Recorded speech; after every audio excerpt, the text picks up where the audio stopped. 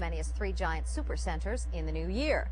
The company says it's going to offer more groceries, including produce, meat, and bakery goods. Similar Walmart supercentres in the United States have wiped out many smaller supermarkets. Experts admit the new Walmart stores will likely impact Canadian grocery chains, but they add grocery retailers that already run discount divisions will stay competitive. Joining us now is Rick Pennycook. He is the president of the retail development consultancy Lakeshore Group. Mr. Pennycook, first of all, tell me about the risk. The grocery store chains in Canada knew this day was coming, didn't they? Oh, they have been waiting for it for 4 or 5 years. They've had time to prepare. But in Canada, grocery merchandise, the margins are razor thin.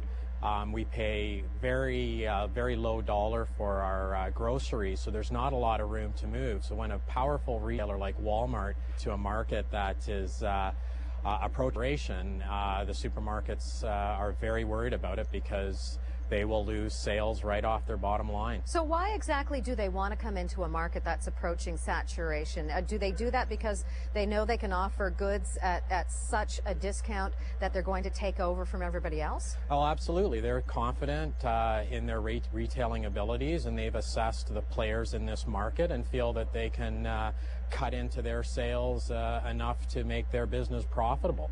So you talk about the discount chains, stores that have, obviously Loblaws has its stores, its discount stores. The other chains do as well.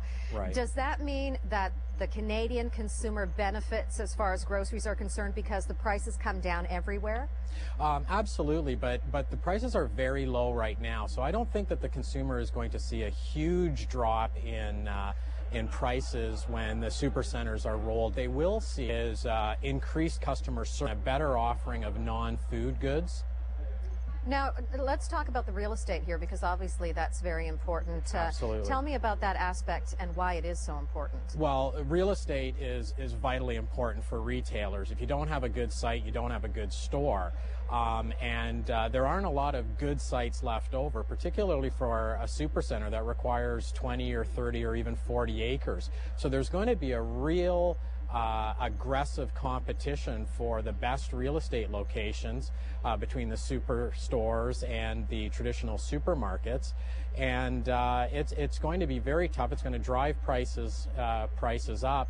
But the interesting thing about that type of battle is that the supermarkets may be able to keep the supercenters out of a number of markets if they're quick enough to the best real estate. So what they do is it's a chess game really, and they try to get as many good spots as they can. But if they're taken up, then they really don't have a choice, do they? That's right. If a supercenter comes into a market and the competition is really stiff, then the traditional supermarket may not renew their leases, and your favorite supermarket may close, and then you'll have to move over to shopping at the supercenter, the Walmart. Okay. Very quickly before we go, are we going to see some familiar faces drop off the map in terms of supermarkets?